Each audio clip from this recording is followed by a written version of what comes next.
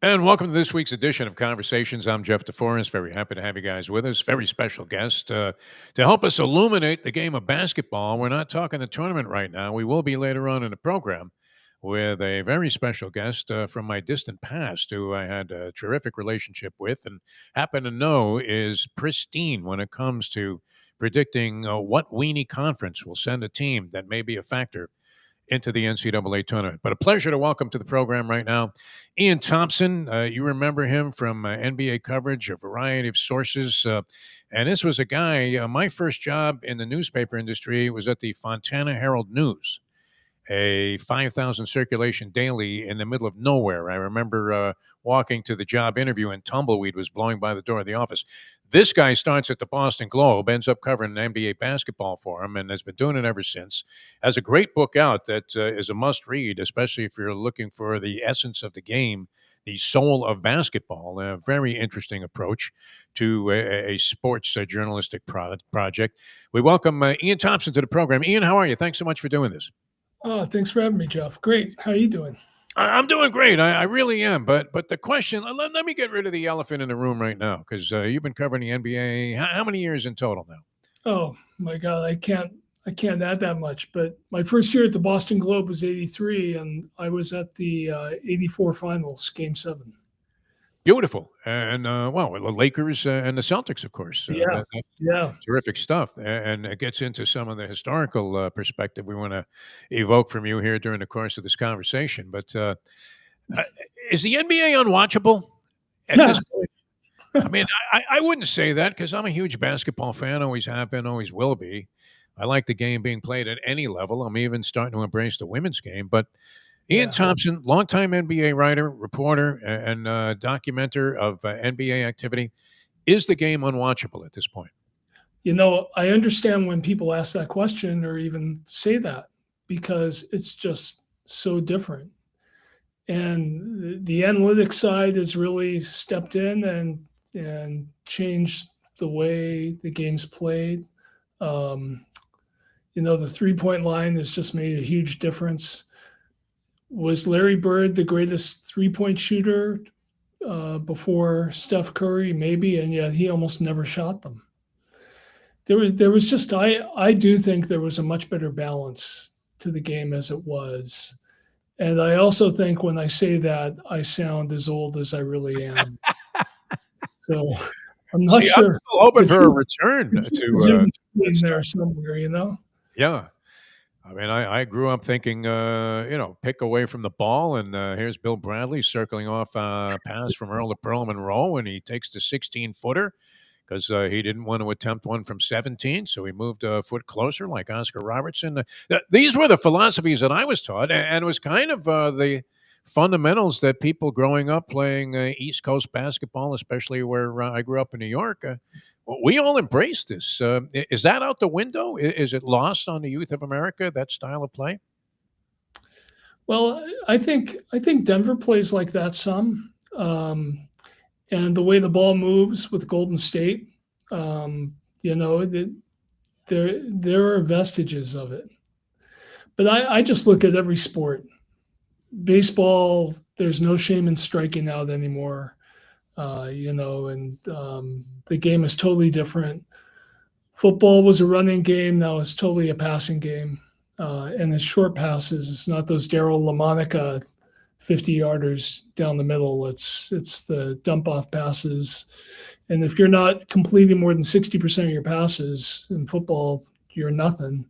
And you and I remember when 50% was a pretty good number for a quarterback. So I just think all the sports have been influenced by television, by money, by data analytics, and bringing in all these different voices that didn't used to exist. There was no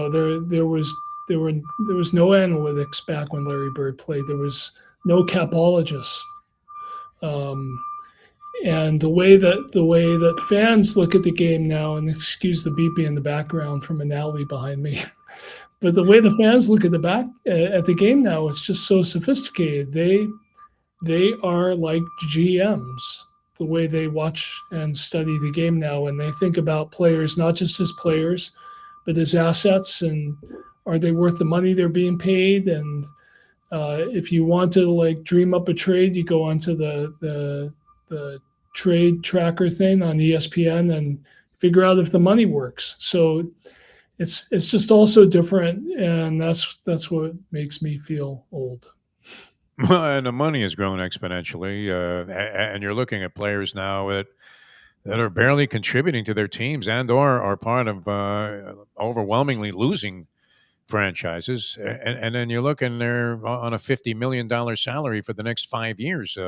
We just saw Paul George only played 41 games this season. They picked up what 4 years, 212 million. Bradley Beal with the Phoenix Suns, a human anchor there at $50 million a year.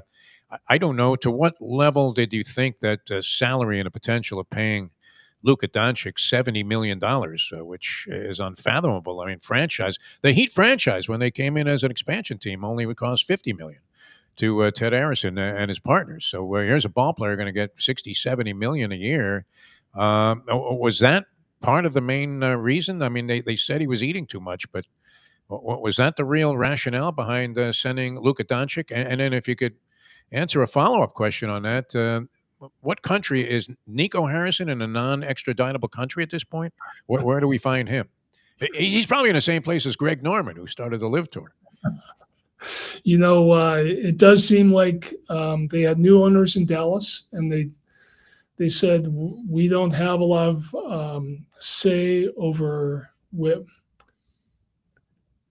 what it seems to me is that the new owners in Dallas felt like Luka was not listening to them and didn't have respect for them.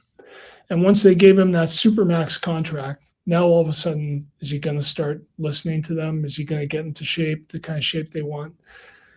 And I think it's important to remember why they bought the team in the first place. It was more of a real estate deal to eventually build a casino around the team and the new arena once betting is legalized in the state of Texas. And so they didn't understand and appreciate what they had with him. Whereas Mark Cuban, I'm sure, thought of Luka Doncic as the next Dirk Nowitzki. The big difference between those two was that Dirk Nowitzki was a very humble guy who never thought he was quite good enough and was always pushing himself to be better. And Luka came in as a 19-year-old who'd done something that I thought was impossible. At 19, he led his club team to the EuroLeague championship, playing against grown men, smokers with kids, and then he also led his country to the European Championship for Nations, all before he turned 20. And that was unheard of. He was the LeBron James, the Michael Jordan of Europe. And so he came over, and clearly he doesn't have that same kind of humility as Dirk Nowitzki. And he hasn't been getting in the kind of shape that we're used to seeing great players play in. He's more of the kind of 70s body style that you and I might remember. And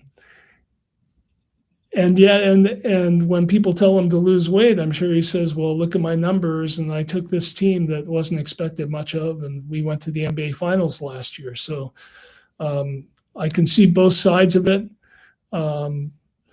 I really do think this trade for him is going to be a great thing, just being around LeBron James and seeing a guy who you would not believe the workout that LeBron James does before a game. I mean, you'd think he'd be too tired to play, and then he plays 40 minutes.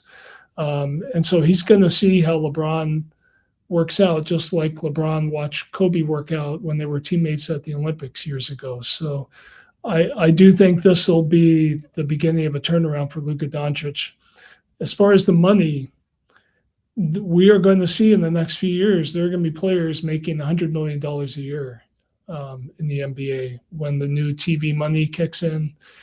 And I just wonder, as previous generations always have done, Jeff, how much longer the money's going to be around, especially since TV is dying and this whole growth of sports has been driven by TV. And when TV isn't there anymore, when it's passed the baton on to streaming, is the same money going to be there via streaming as it is from TV?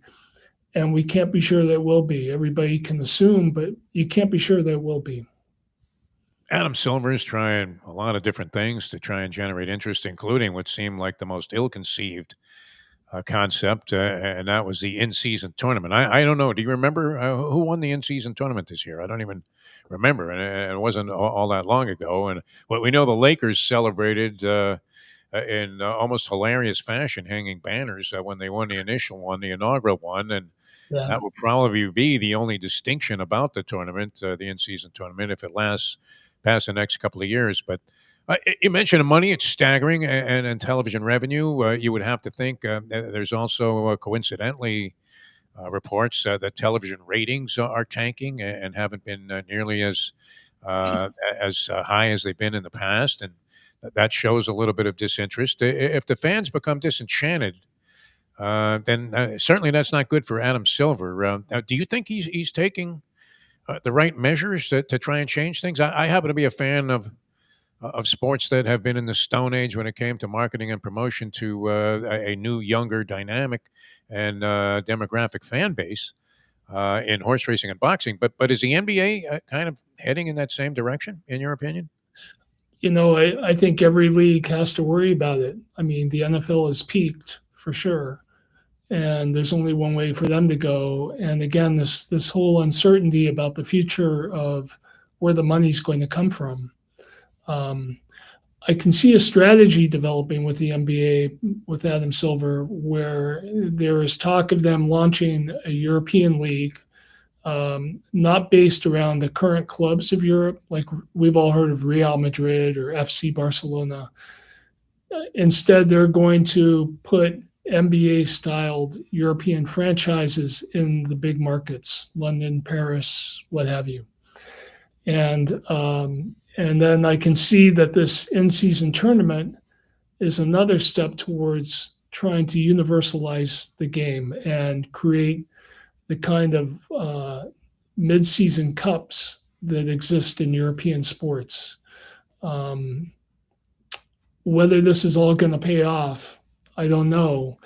But I do know the future for the NBA, if they're going to fulfill their potential, it's going to be as a global league. It's not going to be a domestic league. It's going to capitalize on um, this holy grail of a truly networked world where we're all connected. David Stern used to talk. I used to hear David Stern talk about this vision all the time. And if that ever were to come true, where the NBA is really hitting all these markets around the world, you're only looking at 2, 3 sports that can do that. And it's going to be soccer, basketball, and Formula One racing, probably. Wow. Those would be the 3 things. And then the Olympics every 4 years or every 2 years. But that would be it. Those are the only sports that have universal appeal. I mean, most of the world doesn't understand or know about baseball or cricket. It's partner sport, and rugby and isn't going around the world like that. And American football is way too complicated for the rest of the world to figure out and too expensive. So, it's there's a vision. The vision's been there forever, ever since David Stern first put what they called the McDonald's Open in Europe in the 80s. And it's always been there, but can they get from here to there? That interim, that's what you and I are talking about. And there are real questions to be answered about it, including, are people watching the games, or are they more interested in the off season right now? There's so many layers to different sports that doesn't seem like the typical sports fan might view some of this stuff on the periphery. When you undertook the work that you did in the soul of basketball, based on an interesting premise, and of course, LeBron James being and just a huge focal point of that piece of work.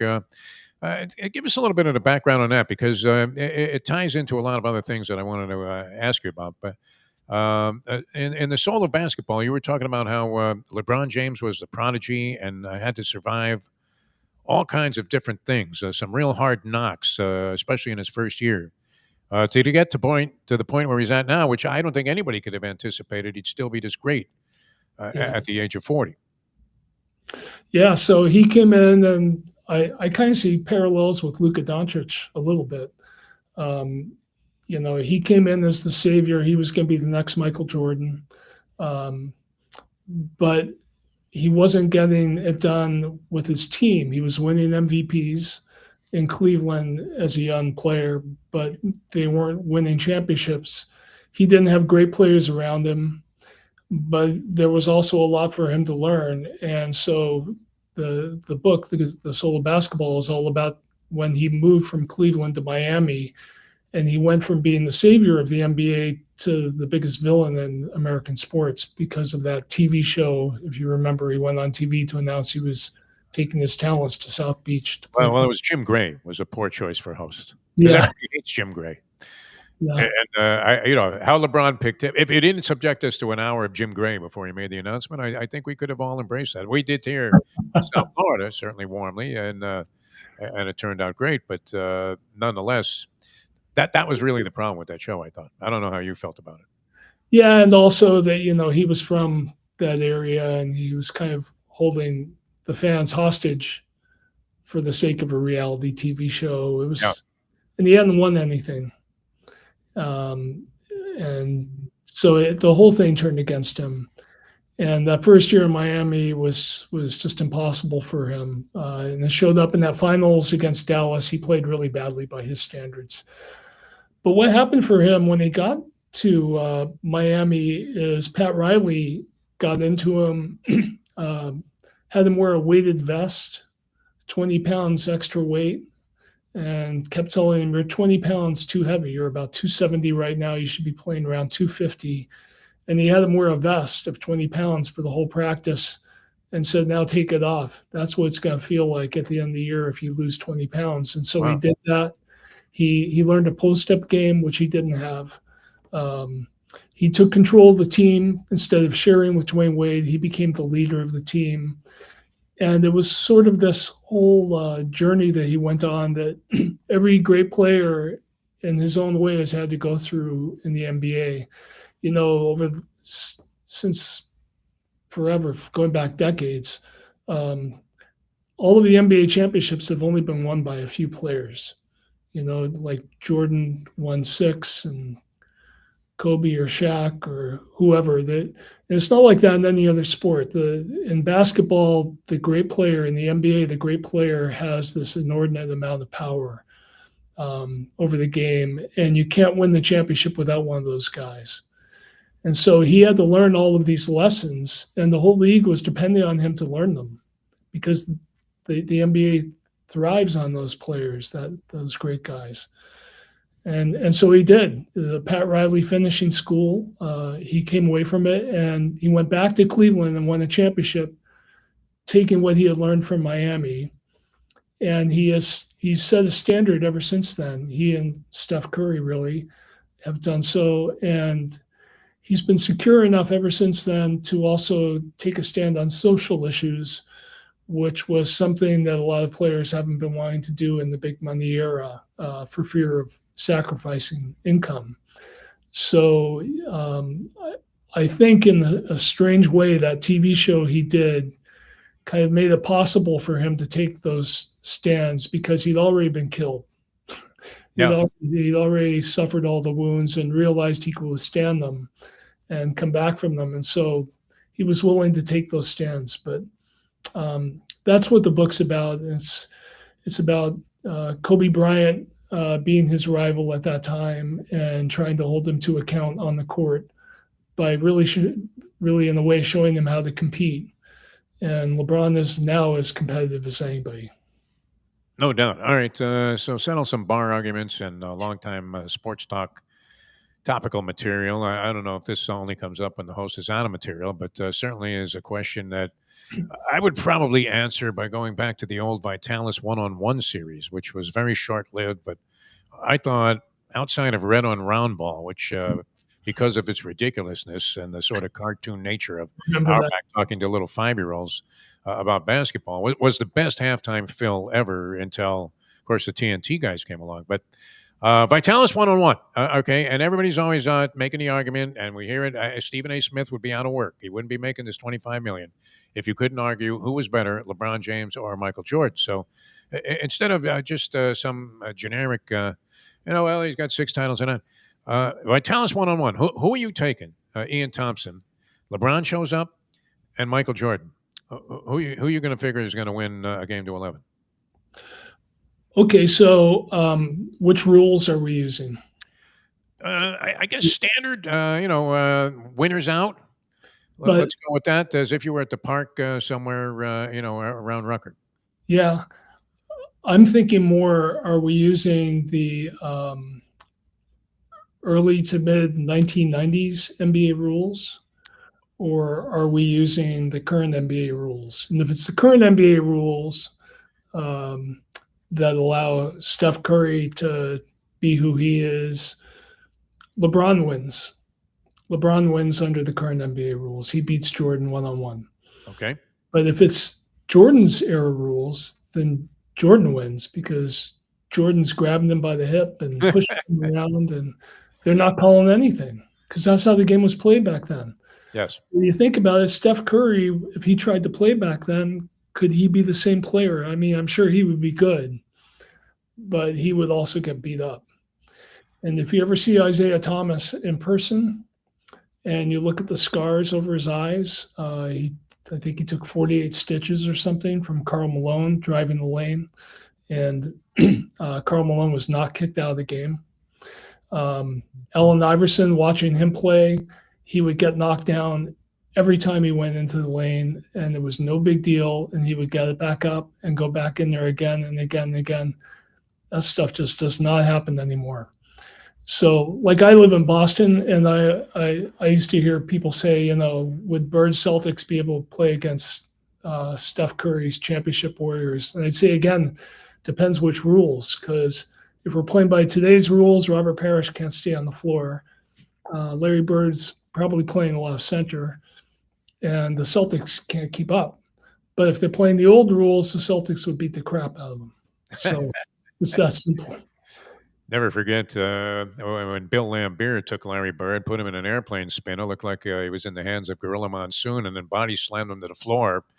I don't even know if they called a loose ball foul on that. There was nothing done to Laimbeer. I was at that game. I recall. I was at that game, and I think Larry threw the ball at him. Probably got called for a technical for the retaliation. Yeah, you're absolutely right. I mean, there are no Rick Mahorn type tactics being used. And Iverson, without the 3 knockdown rule, I don't think he survives 2 years in a Philadelphia 76er uniform. Yeah, you mentioned Steph Curry. He's getting all kinds of accolades, deservedly so. I don't know that anybody saw this or foresaw this coming out of Davidson. Sort of popped on the scene in the NCAA tournament when his team made that run. Scrawny little kid. You didn't think that he was going to be able to stack up under the old rules, which were still kind of in that transitional phase where you could get roughed up a little bit. People say he's the best shooter of all time, and hard to argue with the spectacular nature of the shots he makes and even watching him in warm-ups. But I always look to Ray Allen as being the prototype three-point shooter. This was the guy he surpassed for the record, and now he's eclipsed that by many miles and has over 4,000 made threes, well ahead of, I think, James Harden, who's second on the list. But who would you take? I mean, as the best pure shooter of all time? Would it be Ray Allen? Would it be Steph Curry? Where would you rank him among the all-time great shooters? I mean, I go all the way back to Eddie Miles with the golden arm, who I would have put in the equation. Yeah, I would. I mean, I think you have to say it's Steph Curry, but it's a little bit like saying Babe Ruth in his moment was the best home run hitter of all time, because no one before him was hitting home runs, right?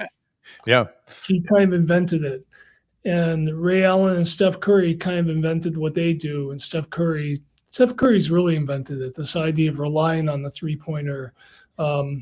When Ray shot, and especially when Larry shot it, it was a luxury. But you didn't want to count on it to win games. Now they count on it to win games.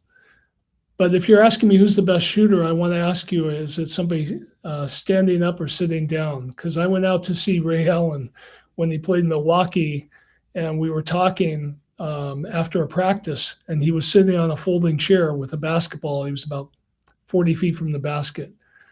And he said, what do you think? Can I make it from here? 3 shots. And I said, yeah. He said, I mean, sitting down. He was sitting down the folding chair. And so he took the ball and he dribbled it and he kicked one foot down for momentum and put it off the backboard off the front of the rim. So somebody fetched the ball, brought it back to him, dribbled it again, shot it again, off the backboard again, almost made it. Third shot off the backboard, swish. So the guy could make a 40-footer from a gray metal folding chair, and he was out of bounds. He was off the court. It was quite a thing. I mean, it's amazing. Now I know why he was in that Spike Lee movie.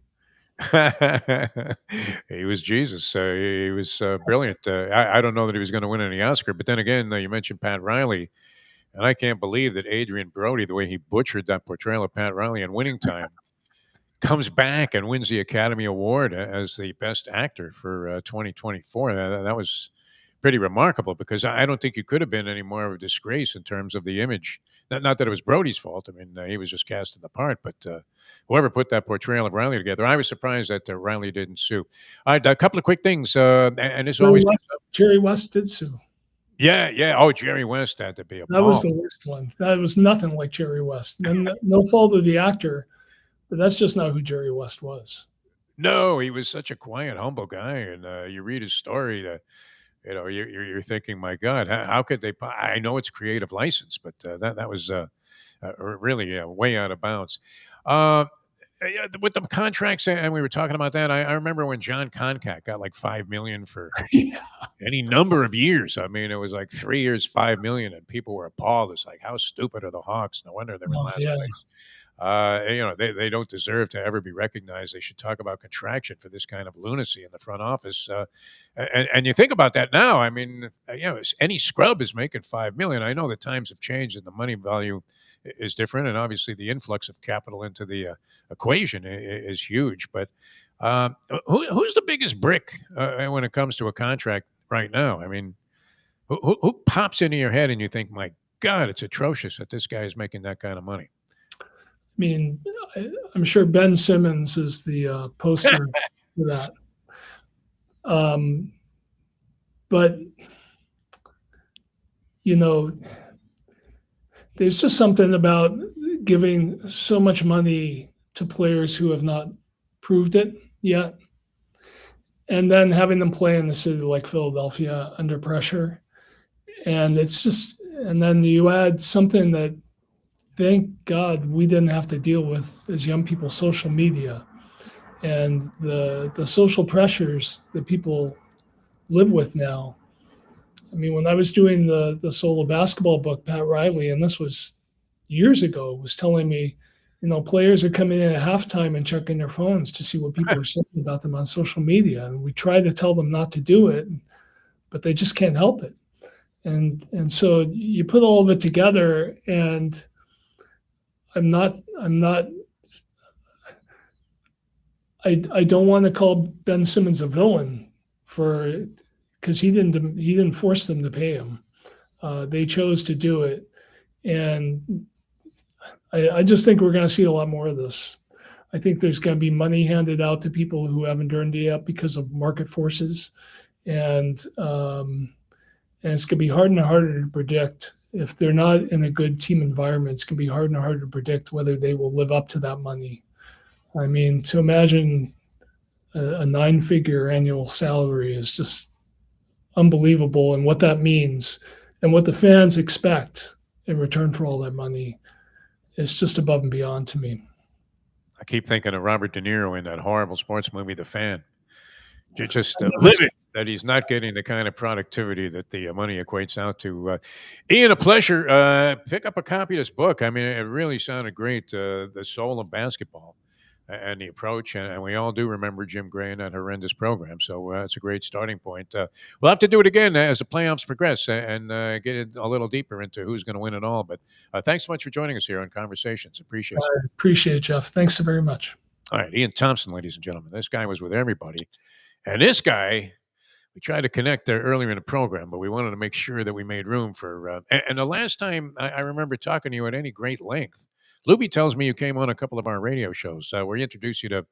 And I didn't realize that you have stepped down. Is that true from Florida Technical College after 20 years, or was that some kind of artificially intelligence generated falsehood? How are you? Billy Mims joins us here on the program to talk a little college hoops on the eve of the tournament. How are you, my friend?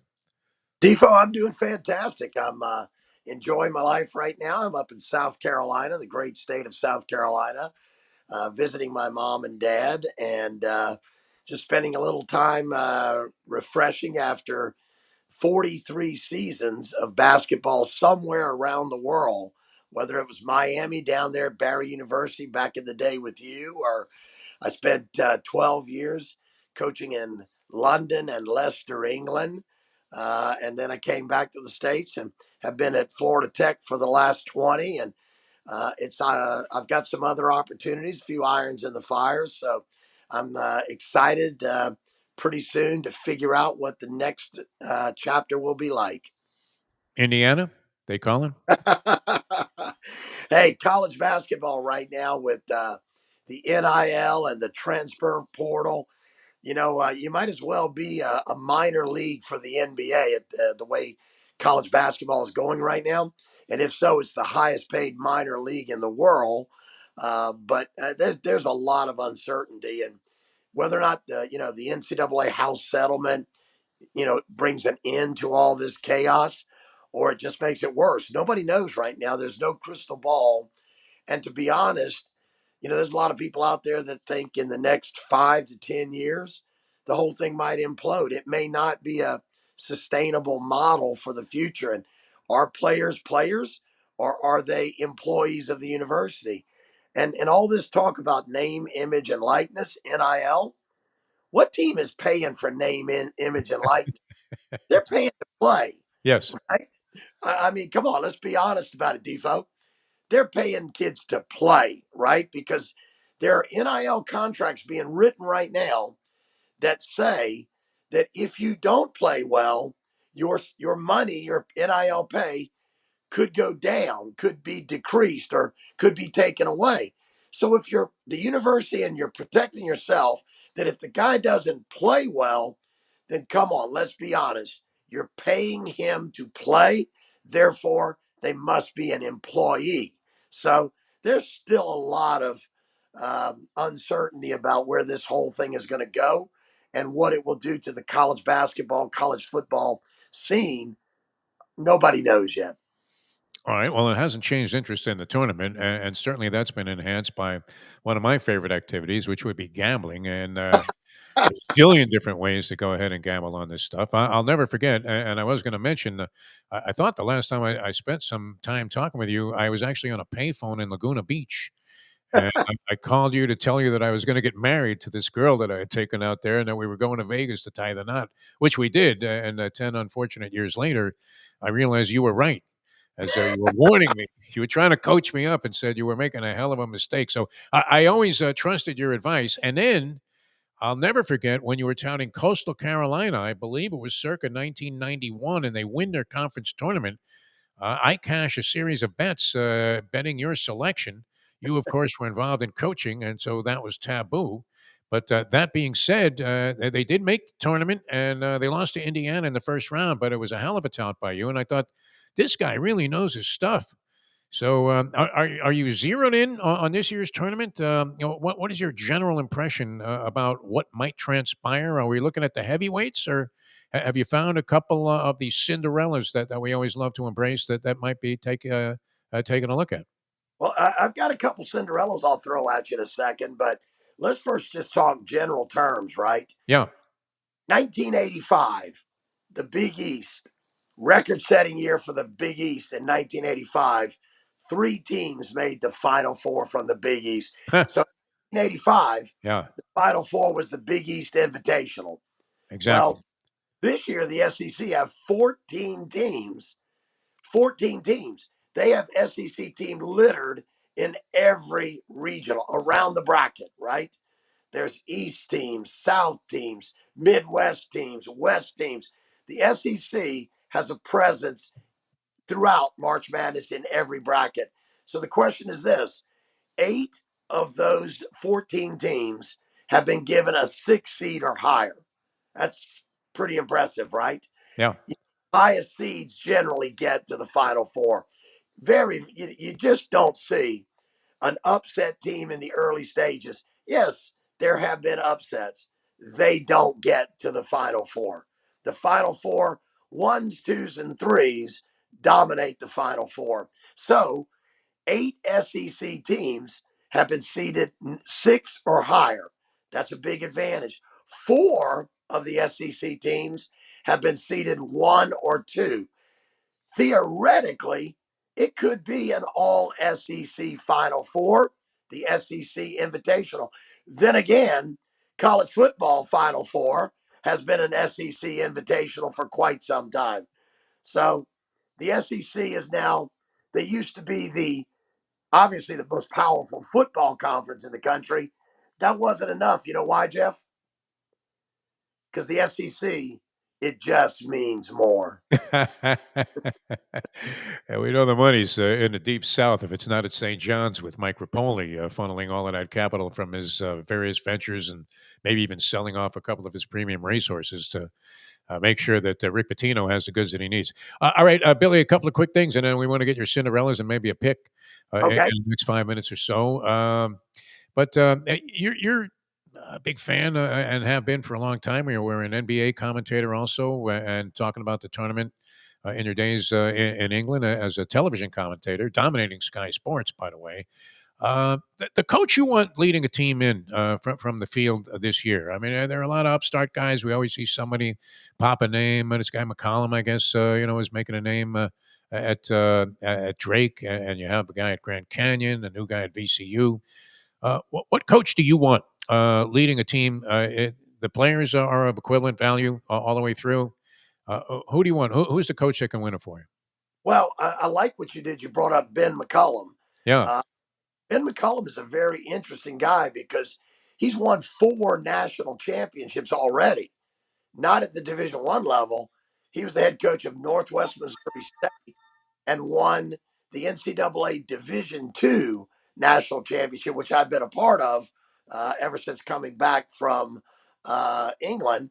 But Ben McCollum has won 4 NCAA Division II national championships. So he's a guy that definitely knows how to win. And you know what's interesting, Jeff?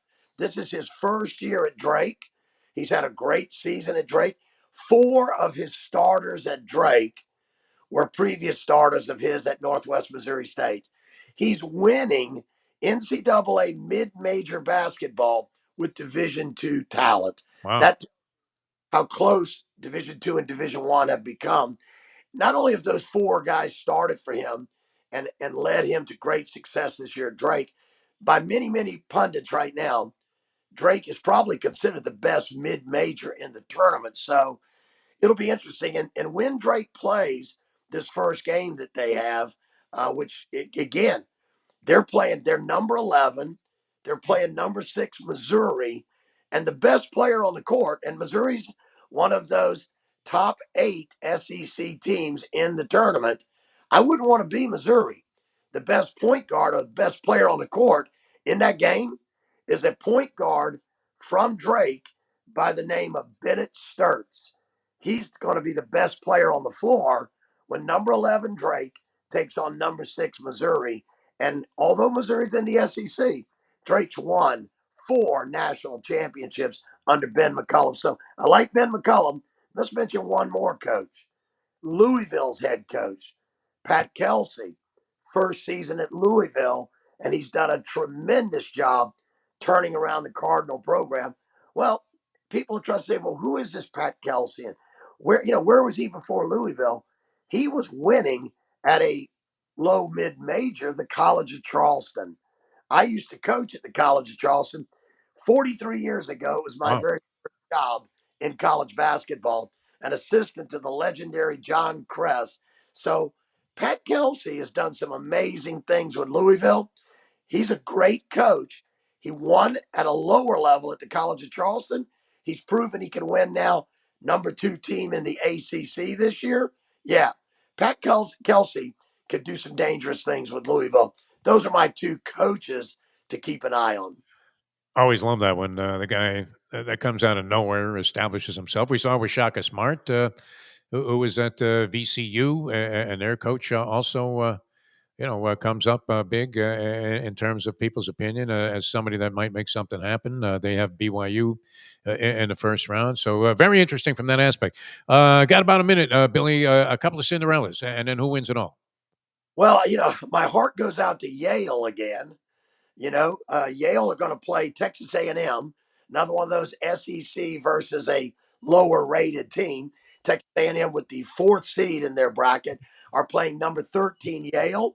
For those guys who love to watch the NCAA tournament, Right. Auburn, who's the number one overall seed in the tournament this year, got knocked out last year in the first round by the same Yale. Yale's coach has had a tremendous career there. It's one of the all-time winningest coaches in the Ivy League, and they've dominated the Ivy League lately. They've got a great player in John Poulikitis. Last year, Poulikitis scored 28 in the first round upset over Auburn. I wouldn't want to beat Texas A&M. And recently, Texas A&M's been real up and down. Sometimes they can score, sometimes they can't. Yale are going to give them a tough matchup. So I think that's a potential Cinderella upset.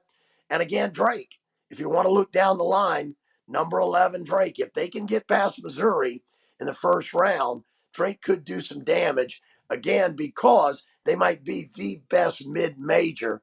And last mid-major that really looked good when they got to the Final Four was Wichita State. Well, this Drake team is probably better coached and better manned than that Wichita State team was. Drake could be surprising. You're on board with our man Jim Larinaga, who's been touting Drake, and several of our handicappers on one of our gambling shows, also all over Drake. Billy, I wish we had more time. I hope you'll join us throughout the tournament now that we've reconnected here, if you get a chance, because we'd love to have you on all throughout the next couple of weeks. Jeff, I'll be in San Antonio for the Final Four. So, if you Live want reports. a Final Four show live from San Antonio, I'll probably be having a margarita on the Riverwalk. And a burrito the size of your head. Yeah, that'd And be I great. tell you what else you got to work. People got to look out for. Last point. Yeah. Okay. People ask me all the time, what's the toughest region? And I said, well, there was a Charlie Daniels song that I used to love. God rest his soul, rest in peace, Charlie. But if you're an old country music fan and like Charlie Daniels, then listen to his lyrics. The South's going to do it again. Love you, Billy, man. I'm so glad we caught up. You look great, kid, and best of luck. I know you'll find yourself on your feet. Amazing that you were looking for stability in coaching and found it 20 years there at Florida Tech. Congratulations on that. And we'll have to get into that whole odyssey someday too. But more in a tournament, I hope, down the road next couple of weeks. Billy, thanks so much for being with us. My pleasure, Jeff. Great to see you. All right, good seeing you too, Billy Mims, ladies and gentlemen. Guy always impressed me. Well, it was amazing picking the tournament for me many, many years ago when he was at Barry University, and just continues to be a very strong and opinionated and obviously a very polished media guy from his days doing Sky Sports. All right, that's going to do it for us. A lot of fun talking hoops with you, both on the pro and college level. Good luck tonight. And as we do the show every Tuesday at 4 right here on Bleacher Brothers. I got a couple of playing games, one involving North Carolina. That was a little bit of a shaky proposition there, as Bubba Cunningham, Luby's favorite character. The AD at North Carolina said, I'll remove myself from the room for consideration here.